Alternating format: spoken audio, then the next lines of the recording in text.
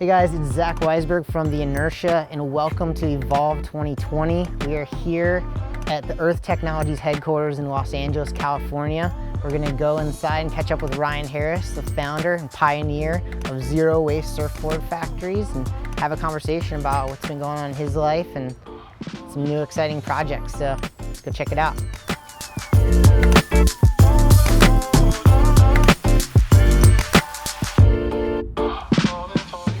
Just got the blanks in, it's crazy. But dude, we're in demand, we're busy, so it's good. How has your life changed since this pandemic has taken hold? I need clones. That's how it's changed. I just sheltered in place here and worked my tail off and furloughed my guys, checked with a couple advisors, and they were like, dude, people are getting roasted for working. Right? So don't say we, say I. I, the owner of Earth Technologies, I'm gonna shelter in place. I'm gonna stay in here, I'm safer in here. And so I was just on my own, slammed as a one-man shop. And then I got my day with Elo at the surf ranch. And what's crazy about this story is our day at the surf ranch was the day the George Floyd killing happened. I actually think it happened the day before, but the story hadn't broke. And so I'm up there posting videos, clips of us just having a blast, surfing our brains out. And then the next day I see one of Selema's posts and I was like, again, really? And so that's really what changed for me, because we were already busy, right? And everything was shut down and we were busy. And then sprinkle in the biggest civil rights movement, I'm gonna say maybe ever, because of, you know, we're getting pro athletes in Australia posting about it. Shout out to Tyler Wright. We're getting people all over the world posting about it, and the amount of people involved in doing and just talking about it, I think in sheer numbers, it's bigger than what was going on in the 60s. I'm not saying that didn't have a bigger impact than what's going on today is, but it's massive. And again, I'll probably talk about Selema a lot because we're pretty close now. And so that thing happened, and I didn't say squat. I was just quiet for like a week. I hadn't said a thing. And then the textured wave, the paddle out in Encinitas happened. I saw that impact, and it got outside of our little bubble of the surf industry and went global, went mainstream, like NBC, CNN, all these different, you know, media conglomerates were sharing this story because it was just super powerful. And I think a couple days after it, I hit up Selema and I was like, damn, dude, that was dope. That was really awesome. It was super inspiring.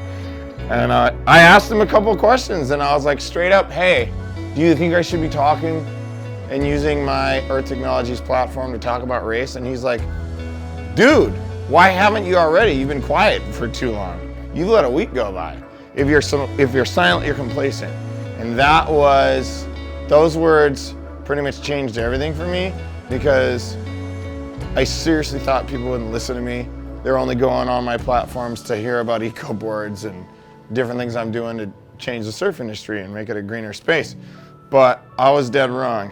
I realized people do listen to what the hell I have to say, and that I am only in this space, you know, being one of the few African-American board builders and being a successful one, and then doing, you know, the whole ecoboard movement. It was just like instant. Slammed from orders to media. I mean, we've done so many stories and things, and then we launched the whole One Planet, One People thing, all seated in that. This was all within like a 2-week time frame. And then we went into phase 3 of reopening, and that's when the surfboard industry just kind of reopened, and literally we're in the throes of doing about 6 months worth of business in a 2-month time frame. Every single brick and mortar, every glass shop, everyone's buried, and I feel like I'm getting even more attention because of the whole, you know, movement, and doing the different fundraiser things we do. We're literally using our channels and connections to help the fundraiser boards with Red Bull, all these different things we're doing, which are pretty rad. But it's just like, that's how things have changed. I'm even more involved. It's not that I didn't have a voice, I talk a lot. I just never use my platform to talk about racial and social injustice, and now I have, you know, I still pretty much say Earth Technologies is for this, but now we have the One Planet, One People social media to talk about that, right? Which I'm one of the founders of, and so I talk about it. But yeah, we're absolutely slammed with orders, and I couldn't be more stoked. And people know my story now, so it's pretty cool. Media matters. Like, anytime you guys do a piece, anytime anybody does a piece, my phone melts. We get a dramatic inflow, you know, uptick in business, or just interest. And then other media comes along and they want to talk. So it's all good. Everything's good. Social media is not necessarily that great of a place to be having some. No, because no. It can be I so totally polarizing. agree. Like, it's a hard thing. It's one thing to say people are wrong. It's another thing to have like a productive conversation. And it's hard to. It's hard to have that. And I'm curious how you're feeling about. Well, I mean, you gotta have a thick skin. I feel like mainly with the internet and social media, because there's people that will just say blatantly disrespectful and hurtful things because they can, but that same person wouldn't say it to your face.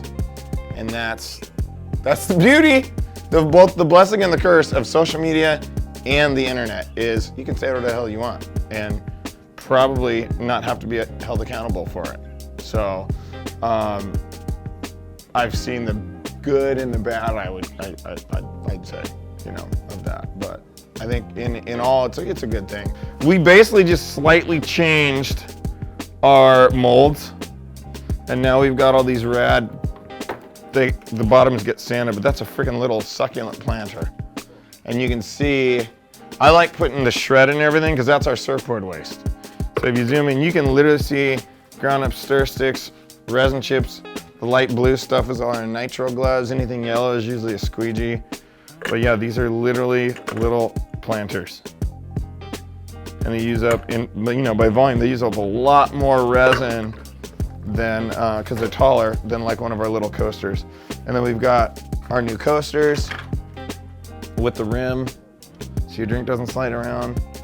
And then, they get grinded. So they get sorted, they go in here, and then we grind them down. But our new wax comes with our little logo. But yeah, so this is our shred. I just have it in little cups, but that is literally our shredded up surfboard production waste, and it's from that. So we categorize everything, and then once or twice a week, I'll just load this table up. Usually what I'll do is typically I'll pick up all the surfboard waste off the drip trays, throw it into a giant bin, and shred the whole bin. And then what I'm left with is down, I don't know if you can see that. This is one 30-gallon bucket of shred filled with production waste, and that's what we're left with. So it densifies our waste, and then we upcycle it, and we put it in different products. How many factories do you think have a shredder? No, none. None. Why not? They didn't figure it out. They don't care. I mean, you've been on the frontier pushing, environmental conservation and responsibility in how you operate your business from the very beginning. And if you can speak a little bit more to that, like we've definitely spoken about quite a bit, but you've got a lot of new exciting projects coming up, and it's pretty cool. So I've been able to. You were here when I really shook things up, and I said we're doing this zero waste initiative, and I got to backtrack on that. So we did this Kickstarter and made it publicly known that we're going to try and be the first zero waste surfboard factory. That's an oxymoron. There's really, like, if you audit and track every single thing of waste that can go in or out of a surfboard shop, it's pretty much impossible to be truly zero waste. But compared to every other glass shop on the planet, we're zero waste. And the whole point was it was initiative. So we did that 2 years ago, and I barely hit the tip of the iceberg with what we can make out of our waste, because basically we recycle and then upcycle everything. And so launching this November, and we can't show you the whole process, but I started figuring out everything we make, and then what can we scale up to do? What can use up even more of our waste? Yeah, little stuff, dude. It's crazy. We'll shred these floors. This is one of the biggest waste streams in surfboard production is the floors that get built up. And then I lose it when my guys do this. But we'll literally shred up these floors eventually. The other iteration that you haven't seen yet is nothing sticks to stainless steel. So why aren't my drip trays all stainless steel? So we'll eventually have stainless steel drip trays where I just peel stuff off. Figuring out your passion and parlaying that into a way of living and a way of life, I think is the key to happiness. And surrounding yourself with the right people, I think is also huge. And the people you spend time with, make sure they're the right people that believe in your vision and what you do.